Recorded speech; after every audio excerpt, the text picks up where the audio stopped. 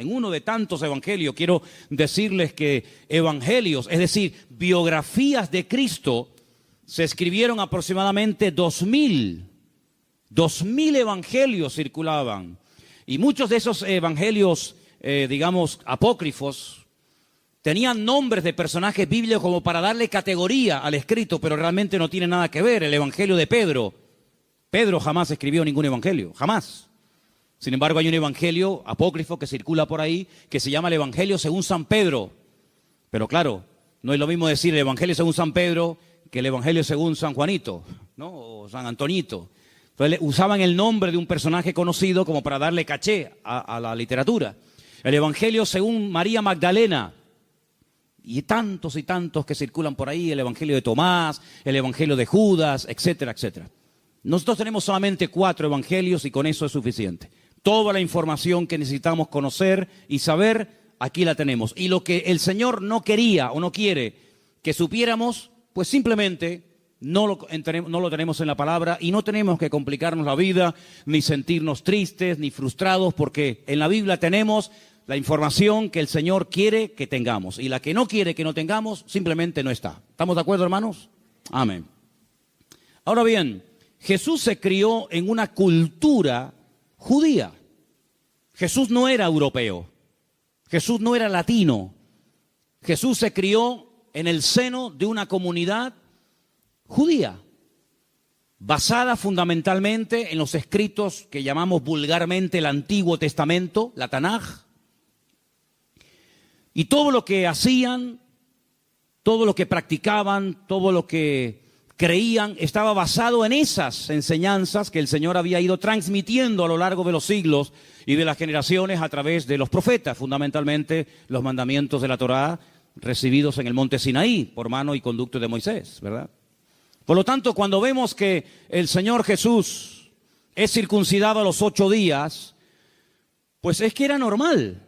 Pero es que hasta el día de hoy, hermanos, hasta el día de hoy en Israel, o cualquier judío, da igual si vive en Latinoamérica, en Europa, en Asia o en donde sea, a los 8 días, a todos los niños se les circuncida, el Brit Milá, se les circuncida. Porque es la señal de que esa persona forma parte del pueblo de Israel. La primera persona que recibió la orden de ser circuncidado fue el patriarca Abraham. Él a sí mismo se circuncidó. Él se circuncidó a sí mismo. Gracias a Dios que a mí no me pidió eso el Señor. Pero después circuncidó a todos los de su casa. Y circuncidó a Ismael, que ya tenía 13 años. Por eso los musulmanes también se circuncidan. Pero no a los 8 días, sino a los 13 años. Amigo.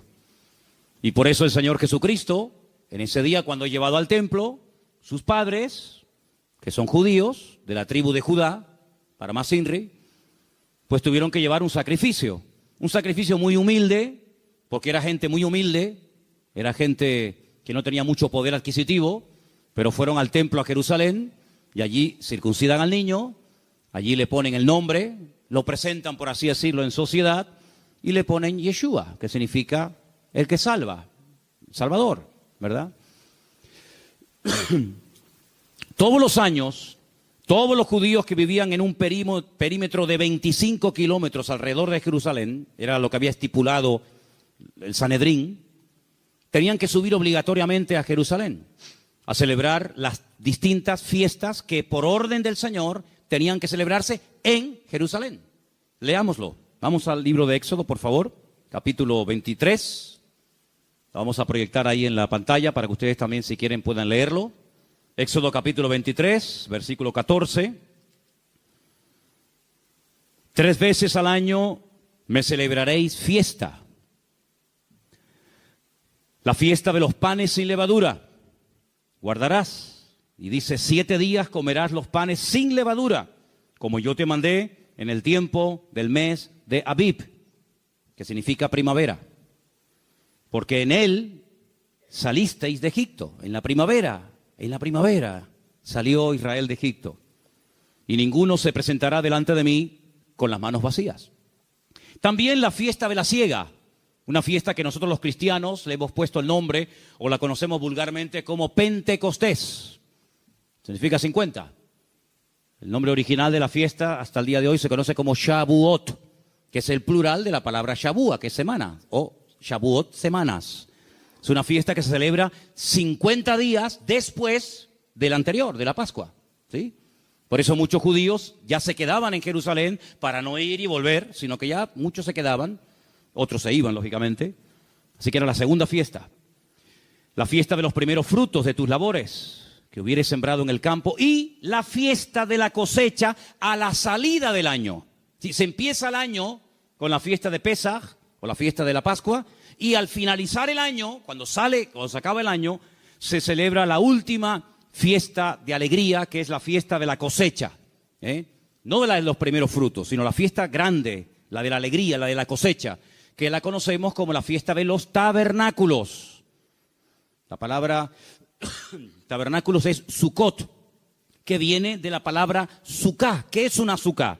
Una suká es lo que hasta el día de hoy se hace durante una semana en Israel cuando se celebra esta fiesta entre los meses generalmente de septiembre y octubre, que le recuerda al pueblo de Israel que fueron peregrinos en el desierto durante 40 años antes de tomar posesión de la tierra de Canaán, de la tierra que fluye leche y miel, ¿verdad? Entonces es una fiesta muy bonita, es una fiesta alegre, porque además se termina el ciclo de la lectura de la Torá.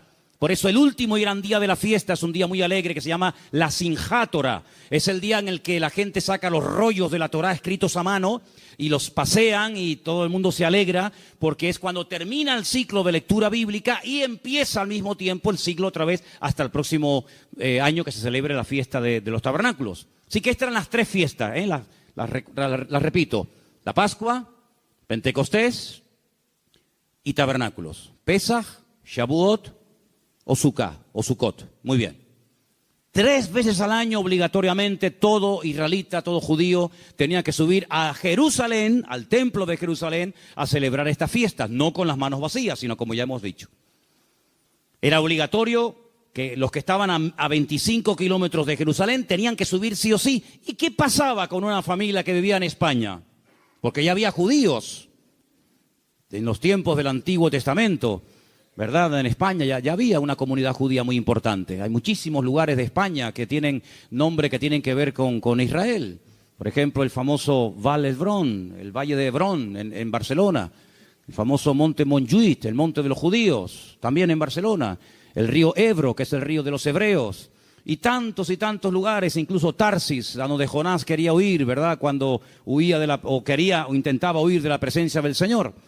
Pues muchos de ellos no iban a Jerusalén, pero el sueño era ir algún día a Jerusalén a celebrar alguna de estas fiestas, y a veces iban solamente una vez al año. Como Jesús vivía cerca de Jerusalén, vivía en la ciudad de Nazaret, ciudad que hasta el día de hoy se puede visitar, pues ellos dicen que subían todos los años. Era un privilegio el poder subir todos los años. Y cuando el niño cumple 12 años, suben al templo. Y según la historia que hemos leído en esta noche, pues dice la Biblia que en ese tiempo, cuando sus padres ya cumplen con todo lo que estaba establecido en la palabra, regresan otra vez a su hogar, regresan a la ciudad de Nazaret. Por eso se conoce a Jesús como Jesús de Nazaret. Simplemente por eso. No es Jesús de Belén, sino Jesús de Nazaret, porque digamos que adopta el nombre del lugar en el que se crió, aunque él no nació en Nazaret, como todos sabemos. Ahora bien, es interesante ver que esta gente, los padres de Cristo, los padres del Señor, eran practicantes, eran creyentes que practicaban los mandamientos de la palabra de Dios, que por cierto son 600, ¿cuántos? 13 mandamientos. Ahora, por ejemplo, cuando he estado en Israel, les he dicho a los hermanos algunas cosas interesantes, por ejemplo, las famosas granadas, una granada muy, muy grande que hay en Israel, que no es la que solemos tener en España, aunque también la puedes encontrar. La de Israel es muy grande, es enorme, se parte a la mitad, se hace unos zumos muy ricos, por cierto. Pues cuando tú la abres y la desgranas, esos granitos rojos, en todas hay 613 granitos, en todas. Porque es la granada típica de Israel, que al israelita, al judío, le recuerda los 613 mandamientos de la Torá, que tiene que practicar, o que tenía que practicar en los tiempos en los que existía el templo. Hoy en día es prácticamente imposible cumplir con la ley, porque no hay templo. Y más de 400 mandamientos giran en torno al templo. Por lo tanto, si quieres cumplir con uno y darle mucha importancia a uno, pero no cumple los demás, es como si no cumplieras ninguno. Eso es lo que dice la palabra. Ahora, como ellos eran practicantes, ellos subían todos los años. Ahora, es muy interesante ver que la gente reacciona según lo que le han enseñado.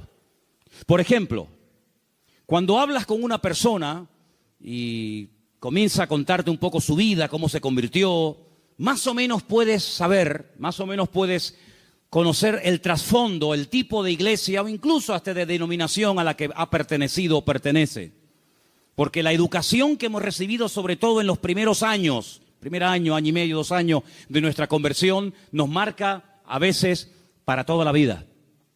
Y por eso es muy importante, vuelvo otra vez a recordar lo que se ha dicho en otros mensajes desde aquí arriba, la importancia de ser instruidos con una sana doctrina y no con una enseñanza desvirtuada, manipulada, tergiversada, sacada del contexto para formar pretextos que después no tienen ningún fundamento bíblico.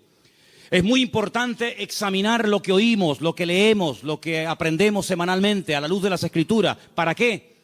Para que podamos imitar a aquellos hermanos nuestros de la ciudad de Berea que dicen que eran personas nobles porque examinaban, después de haber escuchado al apóstol Pablo disertar sobre las profecías que, según él, se habían cumplido en la persona de Cristo. Es muy importante comprobar a la luz de las Escrituras si lo que estamos oyendo cada semana es así o no es así. Porque hay creyentes, parece mentira, pero es así, que han sido víctimas de malas enseñanzas, de enseñanzas sobreenfatizadas, amplificadas, como yo les llamo. Personas que le dan un énfasis tan grande a una cosa que ojalá se lo dieran a todo, Ojalá le dieran tanto énfasis a la oración, al perdón, a la generosidad, a la asistencia, al estudio de la palabra, como le dan a otras cosas. Y eso es como si nos creciera un brazo muy largo y otro se nos quedara raquítico. Sería horrible. Sería horrible, pues lamentablemente encontramos personas, incluso iglesias, incluso me atrevería a decir denominaciones enteras, que le dan un sobreénfasis a algo que hay que enseñar. No estoy diciendo que no, hay que enseñar, hay que compartirlo, pero en su justa medida, ¿verdad? En su justa medida. Hay iglesias que le dan un énfasis increíble al hablar en lenguas. Para ellos lo más importante es hablar en lengua. No hay otra cosa en la vida más importante que hablar en lenguas, cuando la Biblia no pone un sobreénfasis sobre ese ni sobre ningún don de la palabra. Todos son importantes y todos son necesarios. Y como dije en cierta ocasión, el don más importante y necesario es el que hace falta en el momento, no el que no hace falta, ¿verdad? Hay iglesias que le dan un énfasis impresionante al diezmo. Y hay gente que viene obsesionada con el diezmo. Y ya no tanto. Pero cuando venían muchos hermanos de otras naciones y decidían congregarse aquí con nosotros un tiempo, pues, oye, era como si el diezmo era lo que arreglara todo. Si no importa si no oramos, si no nos congregamos, el diezmo. Y es como una obsesión. Y bueno, o sea, hay que hablar del diezmo, hay que hablar de las ofrendas. ¿Cómo no? Por supuesto que sí, es bíblico. ¿Sí o no, hermanos? Pero yo no voy a estar todo el santo día hablando del diezmo y de pedir y hay que dar, porque si no das no sé qué. Es un sobreénfasis sobre una doctrina que se ha desvirtuado y se ha llevado a unos extremos que ni siquiera la Biblia le da esa importancia o esa categoría. Entonces es muy importante ver cómo en la vida de los padres del Señor Jesús, José y María, eran personas equilibradas, personas que hacían las cosas cuando se tenían que hacer y ya está, y nada más, ¿verdad? Pero hay creyentes que han sido víctimas de enseñanzas manipuladas, mutiladas, amplificadas, etc. Hay gente que ha recibido incluso veneno. Sí, hermano, veneno disfrazado en cápsula de doctrina sana. Veneno que ha entrado en su espíritu, que ha entrado en su mente, que ha entrado en su forma de ser, y actúan, y oran, y viven, y piensan, y reaccionan en base a una falsa enseñanza que ¡pum!, se les coló, y ahí ha echado raíces y les controla la vida. Gente que está todo el día viendo demonios por todos los lados. ¿Conocen gente así? ¿Conocen gente así? Digo, madre mía, qué facilidad tienen para ver demonios de otra gente. ¿Por qué no desarrollan la habilidad para ver más al Señor? Y para ver la protección y la bendición de Dios. Están todo el día asustados, es que el diablo y es que el diablo. Pero hija, pero ¿tú quién eres? Es que ni a Pablo lo perseguía tanto el diablo como a ti. Porque han sido víctimas de una enseñanza envenenada. Claro, el otro extremo, ¿cuál es? No, que eso no existe, que no hay diablo, que no hay demonios, que no hay guerra espiritual, que no hay lucha. Ese es el otro extremo, cuidado. Y todos los extremos son malos. Entonces, qué importante es crecer de una forma equilibrada, comprobando a la luz de las Escrituras si los conceptos, las enseñanzas que se transmiten diariamente o semanalmente son realmente así. Y por eso vemos en el Señor que Él subió, no porque era una tradición, sino porque era un mandato del Señor. Era un mandato del Señor subir a Jerusalén a celebrar la fiesta de la Pascua. Pero yo les dije el jueves que en esta historia, que es la única, dicho sea de paso, que tenemos sobre la adolescencia del Señor, aparece una frase que a mí durante mucho tiempo me creó, vamos a decir, entre comillas, un cierto problema. Porque es una palabra que no me encaja en la forma de ser del Señor. Y vamos a leerla. Estamos en Lucas, ¿verdad? Capítulo 2, versículo 48. Dice que los padres, después de 3 días, claro, fue un día de ida, otro día de vuelta y otro día buscándolo, total 3 días, como los 3 días que estuvo sepultado, ¿verdad? A los 3 días lo encuentran en el templo. Si hubieran empezado a buscarlo en el templo, lo hubieran encontrado el primer día, pero fue el último lugar donde fueron. Cuando le vieron, se sorprendieron y le dijo su madre: hijo, ¿por qué nos has hecho así? He aquí tu padre y yo te hemos buscado con angustia. Con angustia. Qué terrible, ¿no? Cuando estamos angustiados, asustados, nerviosos, preocupados por algo. No es correcto vivir así. No es correcto vivir con esa inseguridad, con ese temor dentro, ¿no? Ellos manifiestan que han estado angustiados. Bueno, en cierto sentido les podemos entender. Perder a un hijo 3 días tiene que ser una experiencia horrible, ¿verdad? Entonces, cuando le vieron se sorprendieron, pero él les dijo, versículo 49, ¿por qué me buscabais? Como diciendo, pero, ¿por qué estáis tan preocupados? ¿No sabíais que en los negocios de mi padre me es necesario estar? Y ahí aparece la palabra, y de hecho la tengo subrayada aquí en la Biblia, lo podéis comprobar. En los negocios, y yo digo, ¿negocios? ¿No suena un poco chocante la palabra negocios en los labios del Señor, sí o no? ¿A usted no le choca? ¿A nadie le choca? Yo entonces me equivoqué de predicación hoy, ¿o no? A mí me choca mucho que el Señor hable de negocios. Porque la iglesia no es un negocio. ¿O es un negocio el reino del Señor? Hay algunos que se toman el ministerio como un negocio y se pegan una vida que, vamos, que si no fueran pastores, imagínate, ¿no? Hay gente que se monta la vida cristiana como si fuera un negocio. Pero la vida cristiana no es un negocio. No es una empresa. Entonces, ¿por qué aparece esta palabra? Entonces comencé a estudiar y comencé a indagar. Y tengo que decirles que no aparece en ningún texto. El Nuevo Testamento se escribió en griego, ¿vale? No se escribió en español, ni en inglés, ni en alemán, ni en japonés, se escribió en griego. Y en ningún manuscrito, en ninguno de los que existen en la actualidad, aparece la palabra negocios. En ninguno. Luego tengo que decir que esto fue una pésima traducción. Eso no dice ningún texto. De hecho, hay Biblias. Esta mañana, por ejemplo, en el Puerto de la Cruz, algunos hermanos, mientras yo decía esto, me levantaban la Biblia, como ahora, por ejemplo, y me decían, hermano, en la Biblia mía no pone negocio. Por ejemplo, ¿en tu Biblia qué pone? Asuntos. ¿En la tuya? ¿Cómo que nada? Tiene que poner algo. ¿Está en blanco el texto? No habla de negocios. En la Biblia esta que se llama de la Peshita, que es la traducción del arameo, tampoco aparece la palabra negocios. No sé si por ahí alguna persona tiene alguna otra versión diferente. ¿Qué dice en la tuya?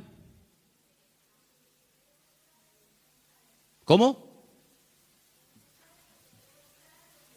Yo debo estar donde está mi padre. Bien, vale. Si la palabra negocio no aparece en ningún manuscrito, entonces la pregunta es, ¿qué es lo que dice? En la casa de mi padre me es necesario estar. Eso es lo que dice el original. En la casa de mi padre me es necesario estar. Me llama mucho la atención porque el Señor Jesús, la última semana de la vida de Cristo es muy interesante, ¿eh? Muy, muy interesante. Está plagada de detalles.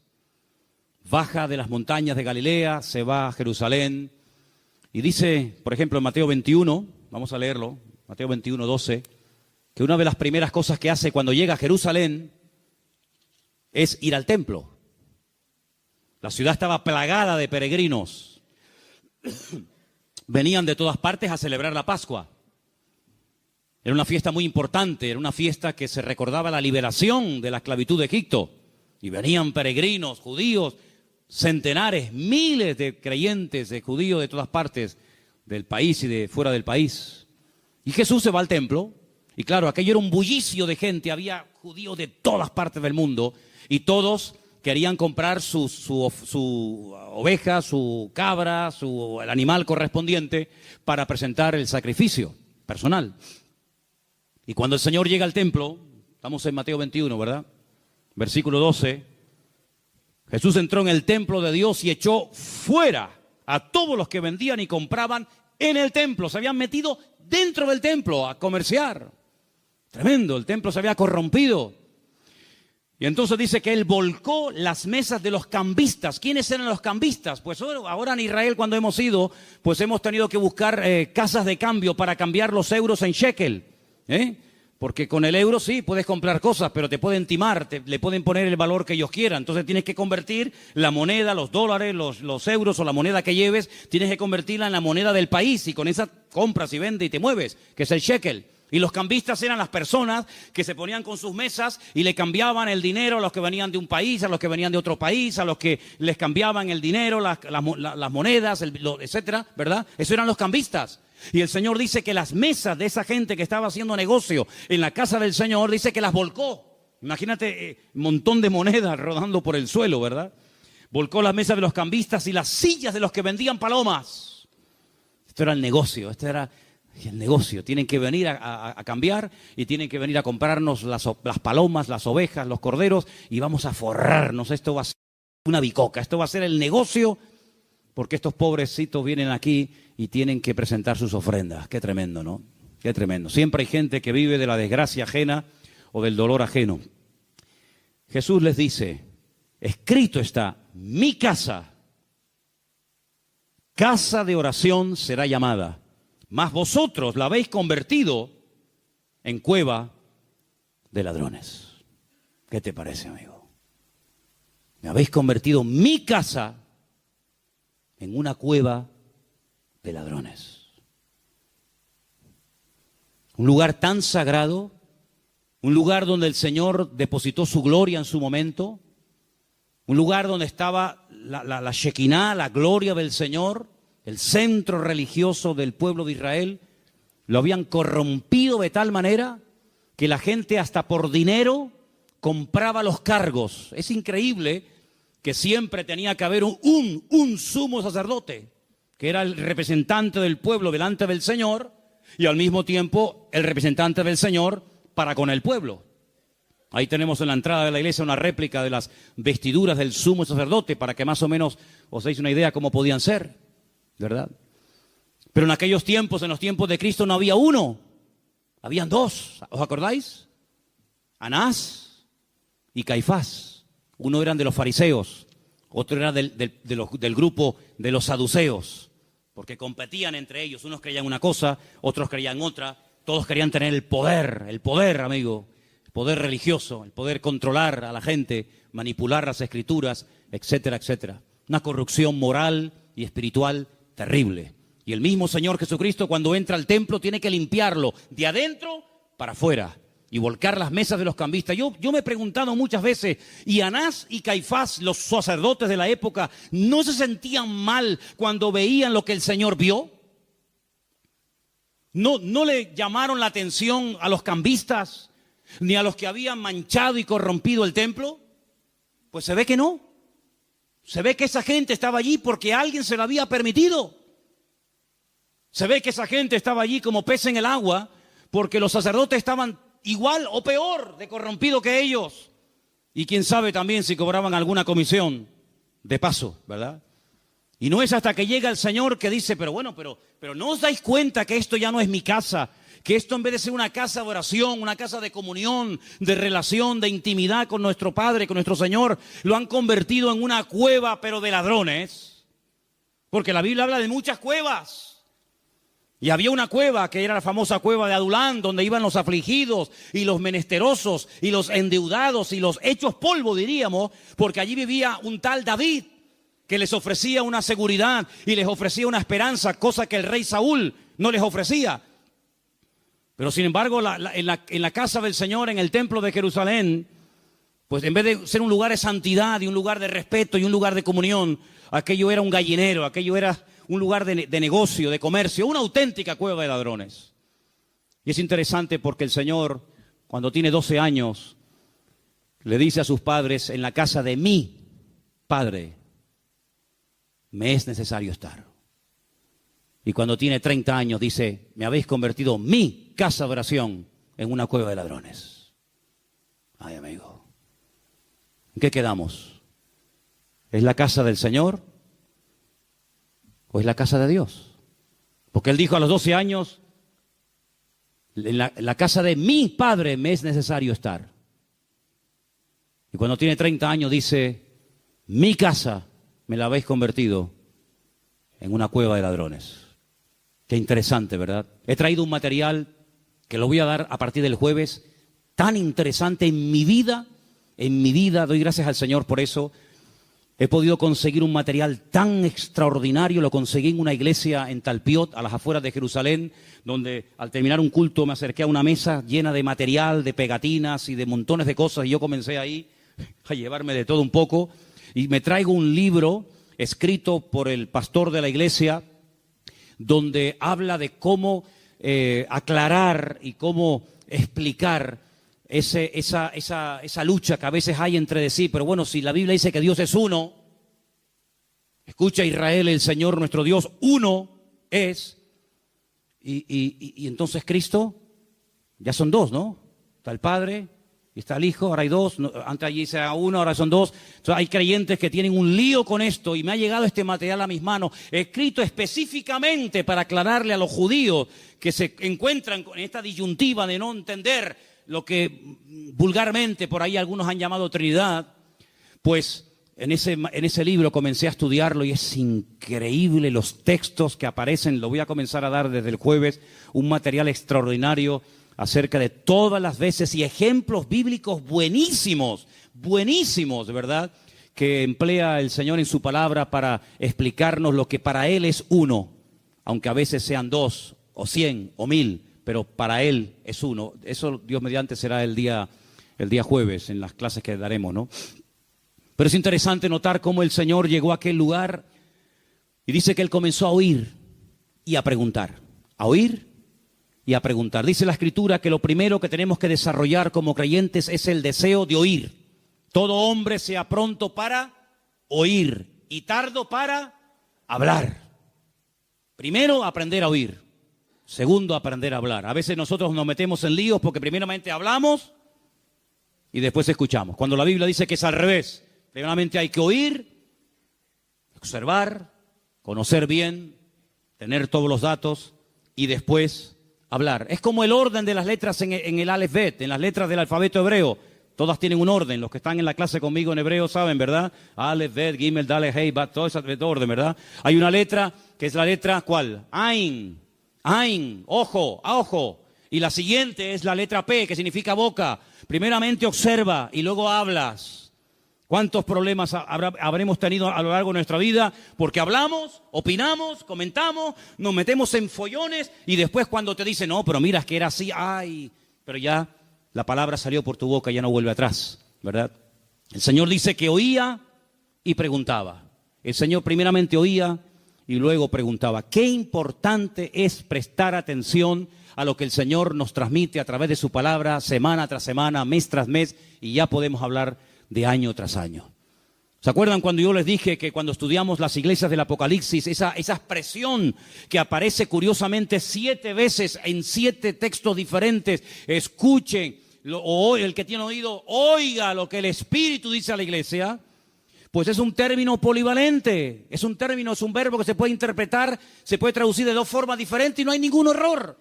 Escucha o oigan lo que el Espíritu dice a la iglesia. Y la otra forma del verbo oír es obedezcan lo que el Señor le dice a la iglesia. Entonces dice, entonces ahora entiendo lo que dice Romanos 10. La fe viene por oír. ¿No será mejor haber puesto la fe viene por obedecer y por obedecer lo que dice el Señor? Porque si fuera la fe que viene por oír, madre mía, ustedes que llevan 15 años escuchando palabras, tendrían que tener más fe que Moisés, Jeremías, Daniel y todos los patriarcas juntos. No es solamente por oír, hay gente que oye y oye y oye y oye, pero ¿qué de lo que oye ponen en práctica? ¿Se dan cuenta? Entonces el Señor dice que oía, escuchaba y luego preguntaba. Y por eso es muy importante, repito, oír atentamente, incluso hasta tomar nota. Sí, hermano, tomar nota, yo lo hago. Tomar notas. Pero también preguntar. No te vayas nunca con dudas en tu corazón. Una duda no aclarada mañana te puede ser una piedra en el zapato que te impide crecer y te impide madurar y desarrollarte adecuadamente en tu relación con el Señor. Pregunta, si no entiendes algo, sobre todo de la doctrina, no tanto del estilo, sino de las doctrinas elementales y básicas, que por cierto las tenemos ahí en el tablón de la iglesia y en la página web de la iglesia. En esto creemos, esto, 1, 2, 3, 4, en esto creemos. Si tiene usted alguna duda sobre la inspiración de las Escrituras, si tiene alguna duda acerca de la venida del Señor, si tiene alguna duda sobre algo que creemos o practicamos, pregunte. Nunca caerá mal usted por preguntar. En todo caso, nos molestará que nunca pregunte nada, ¿eh? Así que pierda el temor a preguntar, a indagar, a saber y a averiguar. Ahora, quiero hacer notar algo muy interesante. Él dice, en la casa de mi padre me es necesario estar. ¿Cómo es posible que con 12 años tuviera tan claras las ideas y supiera dónde y dónde no tenía que estar? Con 12 años. Ahora, tenemos que trasladarnos, cuando yo les he dicho muchas veces que la Biblia se escribió en un contexto cultural completamente diferente a nosotros, es muy importante conocer ese contexto. ¿Se acuerdan cuando estudiamos hermenéutica? Uno de los puntos principales para interpretar adecuadamente un texto bíblico, un pasaje bíblico, es situarnos en el contexto de la época.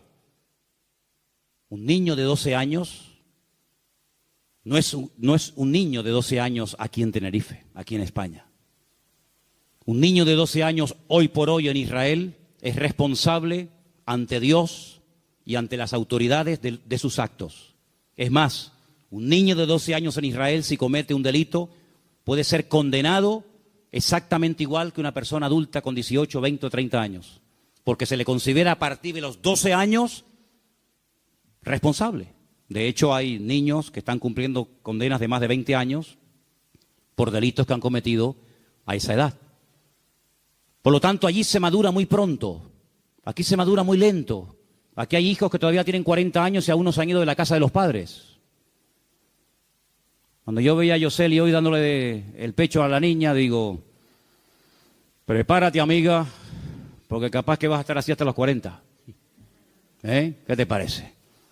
Con 12 años en Israel ya eres un bar mitzvah, ya eres un hijo del mandato, ya eres responsable ante Dios y ante los hombres de tus acciones y de tus actos. Eso de que de tales es el reino de los cielos, de que los niños hasta los 12. A partir de los 12, amigo, ya eres responsable de tener tu relación con el Señor, de tener tu propia Biblia, de orar, de venir a la iglesia, de congregarte, de involucrarte y no depender siempre de papá, de mamá, de la llamadita, del líder de jóvenes, del pastor, de fulano, de mengano. Ya con 12 años, venga, a caminar, amigo. A los 12 años se le dice al niño, ya puedes bajar de ahí arriba, del balcón de mamá, y ya te puedes meter aquí en el culto con los hombres, y ya puedes votar, y ya puedes opinar, y ya puedes hacer olé, ya puedes subir arriba a leer la palabra, y ya eres un hombre a los 12 años. Por eso el Señor a los 12 años era más adulto que muchos con 30 hoy en día. Y por eso Él tenía su identidad claramente establecida, cosa que algunos todavía no tienen claramente establecida. Hay personas que todavía están mirando a izquierda, a derecha, delante, detrás, a ver cuál va a ser su modelo, a ver a quién van a imitar, a ver cómo me voy a cortar el pelo, a ver de qué medida me lo voy a poner, a ver qué tatuaje me hago, a ver con quién me identifico, con el motero, con el punky, con el siniestro o con quién me identifico, porque todavía no han encontrado su lugar en la vida, todavía no tienen una fuente de... Yo he predicado hace poco, ahora cuando estuve en Italia y en Suiza, predicaba, digo, hermano, toda iglesia tiene que tener bien clara cuál va a ser su fuente de identidad, su fuente de inspiración. Y creo que nuestra fuente de inspiración y nuestra identidad la tenemos 100% en Cristo Jesús, nuestro Señor nuestro. ¿Cuántos dicen amén? Por eso de el imitar a fulano, imitar a mengano, cómo ora, cómo predica, cómo se mueve, es lo más ridículo del mundo. Entra en tu aposento y tu Padre que te ve en lo secreto te recompensará en público. Una de las cosas que tenemos que orar y pedirle al Señor, y si puede ser antes de que termine este año, que ya está a la vuelta de la esquina, mejor que mejor, es decir, Señor, quiero saber a qué me has llamado, cuál es mi lugar, cuáles son los talentos que tengo y lo que no tengo. Con todo respeto, digo esto ahora. Ahora vino el barco, gloria a Dios, ojalá viniera más. Ahora todos se quieren ir al barco. Mañana viene el avión y todos se quieren ir con el avión. Y mañana viene un submarino cristiano y todos se quieren ir con el submarino cristiano. Y mañana viene un cantante famoso y todos quieren ser como el cantante famoso. Y pasado viene... hermanos, gloria a Dios por todos estos ministerios. Gloria a Dios. Yo me alegro muchísimo y me alegro mucho de que los jóvenes... Después le pedí a Saray que diera un breve testimonio porque los jóvenes de esta iglesia, y estamos muy contentos por ello, creo que han tenido una buena participación y un buen ejemplo y otros hermanos también. Cuando digo jóvenes, métanse ustedes también. Me refiero a ustedes también, hermanos. ¿Sí? Pero hermanos... No tenemos que ser niños fluctuantes. El niño le regalas un cochecito y está loco. Pero en cuanto le presentas una moto, ya hace así, dice, el cochecito, la moto. Y mañana le presentas una trompeta y pasa una batería, porque todavía no tiene claras sus ideas. ¿Tú las tienes? ¿Tú tienes claras las ideas? ¿Las tienes claras? ¿Motero? Gloria a Dios, amén. Te compras una Harley Davidson, te vistes como te tengas que vestir. Si ese es el lugar que Dios tiene para ti, sé el mejor motero del mundo y sirve al Señor en ese terreno. Pero ¿y si ese no es tu terreno, amigo? ¿Para qué te compraste la moto? ¿Te pusiste el parche? ¿Para qué? ¿El Señor quiere que seas músico? Pues prepárate y estudia y aprende y practica y saca callos y suda, lo que haga falta. Pero sé ese músico para el cual el Señor te llamó. Dios quiere que seas pastor, olvídate de otras cosas. Para ti lo más importante es el ministerio, estudiar, estudiar, estudiar y servir a los demás, porque a eso te ha llamado el Señor. Pero si a eso no te ha llamado el Señor, ¿para qué meterte en camisas de 11 varas, ilusionarte, perder tiempo, perder energía, incluso a veces hasta dinero? ¿Para qué? Qué hermoso es saber a lo que Dios nos ha llamado y a lo que Dios no nos ha llamado. Qué hermoso saber lo que Dios me ha dado a mí y lo que Dios no me ha dado a mí. No olvidemos las palabras de nuestro hermano Pedro. Nuestro hermano Pedro, el de la Biblia, No están pensando en otro hermano Pedro que por ahí tenemos en Tenerife otro, ¿no? El hermano Pedro, el de la Biblia. No tengo ni plata ni oro. Pero ¿cómo puede ser que un ministerio que predique y en una predicación haga así y en el primer llamado gane a 3,000 almas y no tenga recursos económicos? ¿Cómo puede ser un hombre que va por la calle y sin querer, cuando pasa con la sombra, el Señor se glorifica y algunos enfermos son sanados, y semejante ministerio no tiene ni plata ni oro? Pero si hoy en día hay gente que en el ministerio, hermano, no saben hacer ni la O con un canuto, y se pegan una vida que hermano, ni un artista de Hollywood.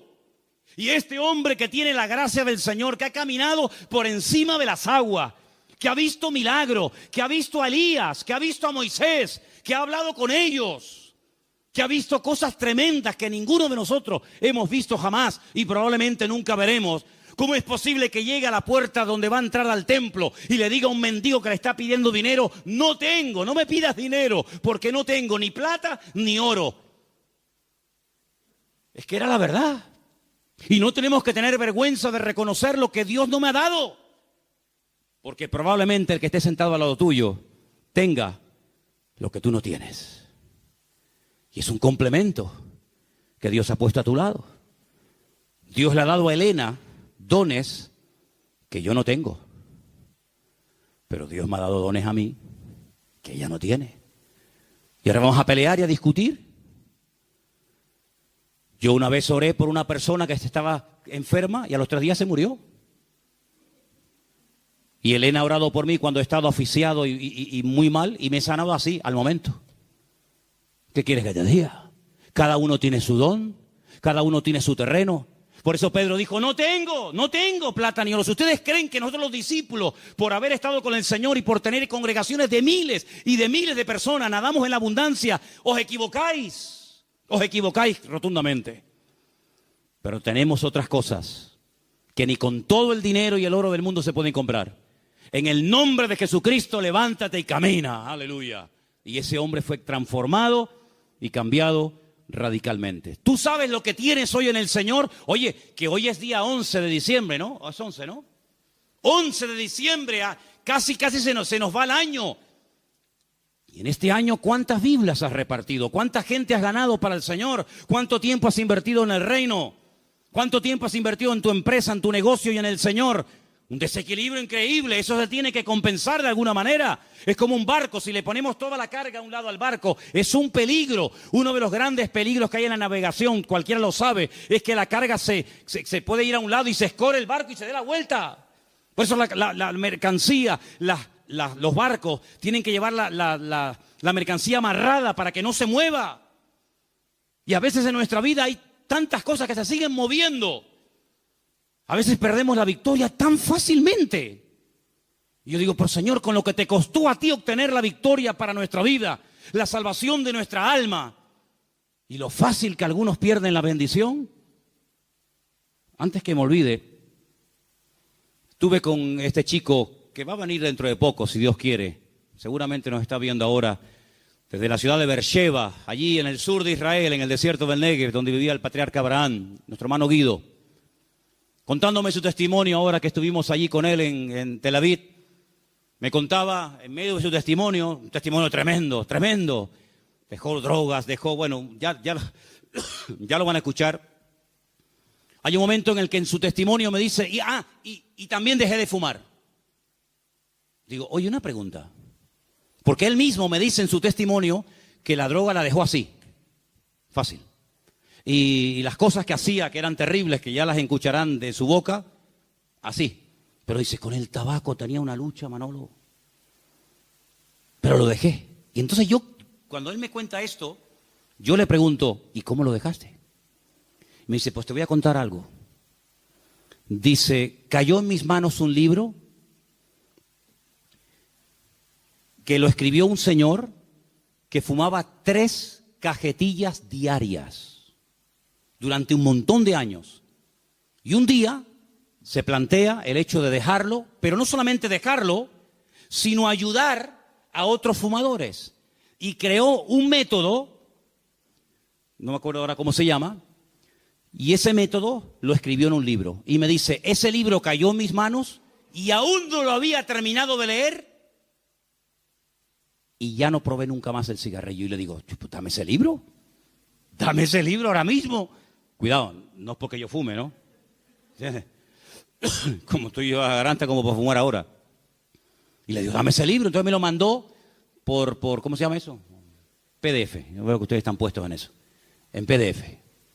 Entonces, lo he imprimido, se ha imprimido arriba y quiero ofrecerlo a los hermanos de la iglesia. Es un material increíble que he traído de Israel. Él dice en el libro que fúmate este último cigarro con todo el placer del mundo porque va a ser el último que vas a fumar. Incluso él tiene escuelas, tiene talleres donde dice, y si después de hacer lo que yo te digo no lo dejas, yo te devuelvo el dinero. Entonces yo digo, ¿eso tiene que ser una bomba? ¿Eso tiene que ser una pasada? Entonces lo tengo, para no preguntar ahora públicamente nada, porque eso es una cosa muy personal. Si después del culto algún hermano o hermana dice, mira, yo lo voy a leer, pero me dijo, tienes que leerlo todo, ¿eh? Tienes que leerlo todo. Digo, vale, yo se lo diré a los hermanos que lo lean. Yo ya lo tengo ese material y oye, por probar, ¿no? Por probar no se pierde nada. ¿Estamos de acuerdo? ¿Estamos de acuerdo o no?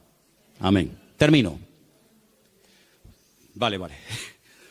El Señor Jesús dice que cuando sus padres lo encuentran y le dicen, la casa de mi padre es donde yo tengo que estar, porque él era donde más a gusto se encontraba. Yo les quiero preguntar a todos los jóvenes que están aquí esta tarde, y también a todos ustedes, hermanos, ¿ustedes disfrutan cuando vienen aquí a la iglesia? ¿Disfrutan? ¿Les gusta venir? Amén. No lo pierdan nunca, ¿eh? No lo pierdan nunca.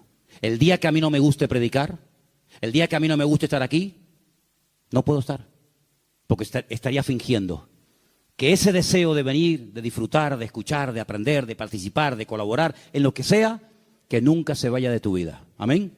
Y si ves que se te está apagando, ora al Señor y recupera ese fuego, porque es una de las cosas más bonitas que como creyentes tenemos. Decir, tengo ganas de ir a la iglesia. Y el culto ahora empieza a las 6:30, yo a las 6 estoy allí. ¿Y qué hay que hacer? Yo el primero.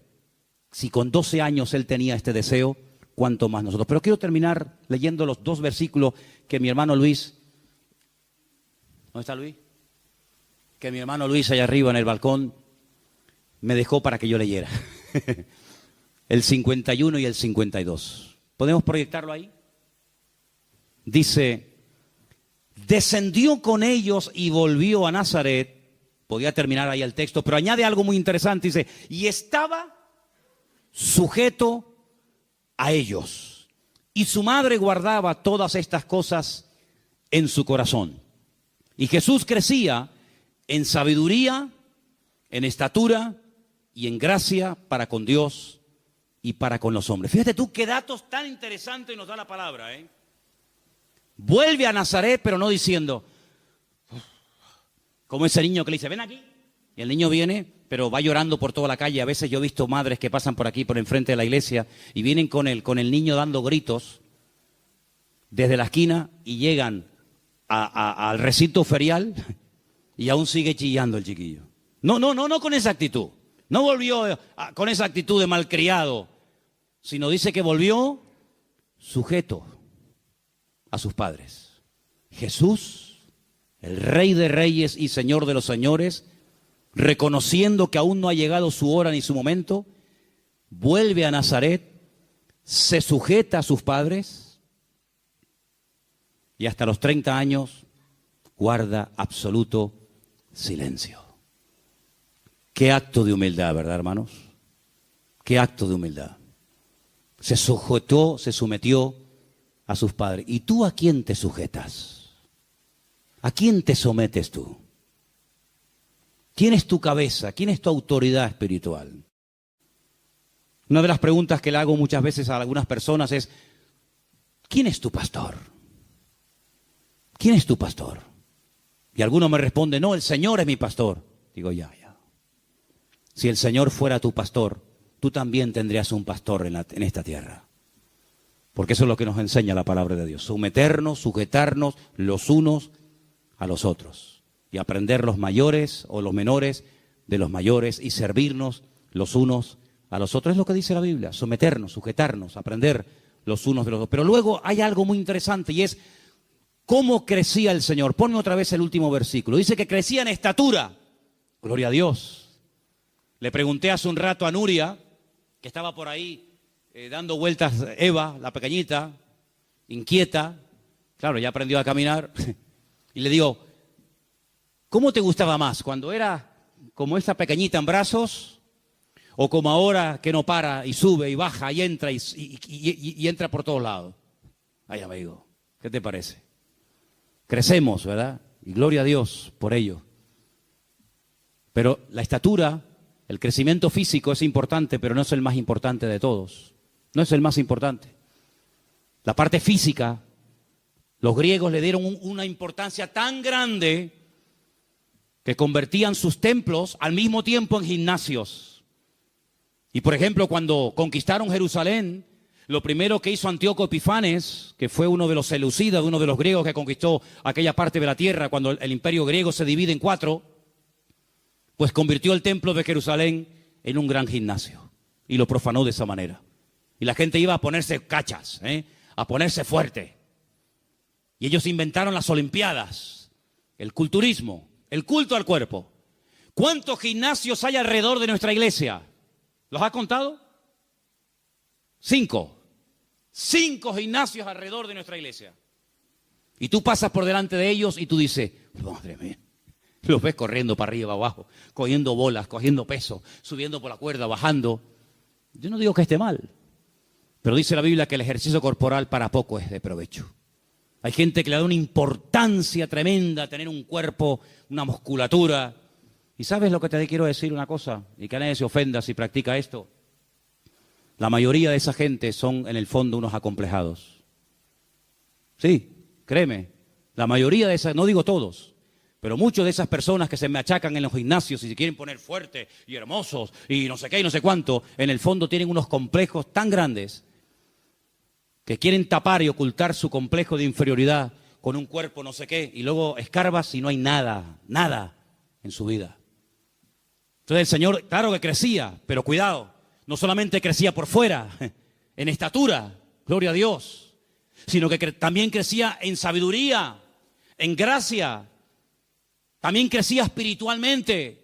Y es lo que tenemos que buscar todos y cada uno de nosotros. Porque ¿de qué sirve que físicamente tengamos un cuerpo espectacular si luego espiritualmente somos enanos y no tenemos comunión y relación con el Señor? No tenemos que imitar ni machacarnos en un gimnasio horas y horas y horas. Ay, amigo, si en vez de desperdiciar tanto tiempo haciendo carreras y atletismo y levantando pesas y comiendo basura, invirtieras ese tiempo en oración, en presencia y en relación con el Señor, qué diferente sería tu vida. Qué diferente sería tu vida. Por eso el Señor crecía de una forma integral, crecía equilibradamente. No era una persona con una apariencia física espectacular como Saúl, ¿os acordáis? Saúl, ¿cómo era? Saúl lo miraba y decía, madre mía, qué hombrerón, el más alto de todo Israel.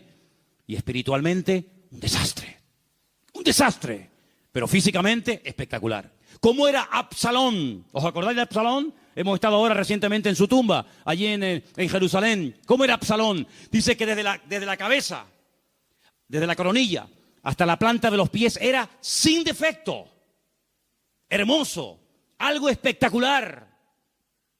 Una melena que ni el león de la metro, hermanos. Se la cortaba una vez al año porque sé que le molestaba. Claro, presumía de tanta cabellera, y dime de qué presumes y te diré de qué careces. Al final la cabellera se terminó convirtiendo en su enemigo. Y dice que un día cabalgando en un bosque quedó colgado por los pelos y allí lo mataron. No estoy diciendo que si te dejas crecer el cabello te vas a quedar colgado, pero, amigo, hombres espectaculares, hombres que tú decías, madre mía, este hombre tremendo. Sin embargo, espiritualmente, ¿cómo eran? Personas que no habían crecido ni habían madurado. El Señor crecía por fuera, por dentro, delante de Dios, delante de los hombres, un crecimiento equilibrado. ¿Estamos creciendo, hermano? Yo les pregunto, hermanita, escúchame, ¿estás creciendo? Jóvenes, ¿estáis creciendo en el Señor? ¿Estáis cada día más fuertes, más robustos en Cristo? ¿Tenéis las ideas claras? ¿Estáis creciendo? En carácter, en integridad, en compromiso. Se te puede decir algo, te enfadas y te vas de la iglesia cuando te dicen, no, mira, ahora no hagas esto. No me voy. ¿Estás creciendo? Oye, es 11 de diciembre, ¿eh? Es 11 de diciembre. Has tenido enero, febrero, marzo, abril, mayo, junio, julio, agosto, septiembre, octubre, noviembre, y ahora te quedan nada, dos días y todavía peleando con el horario, con tu carácter, con tu impulsividad, con tu genio, con tu orgullo. Hermanos, tenemos que crecer. Tenemos que madurar. No vamos a afectar a esta ciudad si no crecemos y si no maduramos. La maldad está creciendo, ¿sí o no? Tremendo. La maldad está creciendo, pero es que la iglesia tiene que crecer más rápido que la maldad. Nosotros tenemos que crecer más rápido que el pecado. No puede crecer más la homosexualidad que la iglesia del Señor. No puede crecer más la drogadicción. No puede crecer más la maldad en la ciudad que nosotros como pueblo de Dios. Cada día tenemos que crecer y madurar más. Y cada día tener más paciencia y más amor y más perseverancia. Esa es la voluntad de Dios para todos. ¿Cuántos dicen amén? Claro que a los 12 años dejaba con la boca abierta, pero no era el tiempo. Una vez me pusieron un vídeo, y termino, de un niño, el niño predicador. Lo habéis visto, ¿no? Hay por ahí, por YouTube, algunas predicaciones de este muchachito. Sí, muy bien. Pero ni el Señor Jesucristo con 12 años empezó su ministerio. Sino todo tiene un tiempo en la vida. Todo tiene un tiempo en la vida. A los 12 años dejaba con la boca abierta a los doctores de la ley en Jerusalén. Pero los padres dijeron, para casa. Y se sujetó a sus padres y hasta los 30 años no volvió a abrir la boca. Hasta los 30 años. Aprendió a esperar. Aprendió que llegara su momento. No te precipites. no te metas donde no te ha llamado el Señor.